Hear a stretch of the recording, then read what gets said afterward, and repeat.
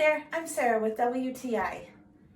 If you are looking for a curved shower curtain rod to give you more space in your tub, then you have found it, my friend. There are a lot of things that I love about this. I think what I love most about it is how easy it was to install. I did it all by myself and I didn't need any help, just a few tools, and most of them came with it. It came with easy to read and follow instructions, and again, it came with everything that I needed to install it.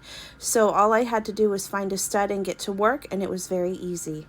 I love that the bar was expandable, so it doesn't matter if you have a long wall that it's going on or just a short one, you can adjust it to the length that you need it to be.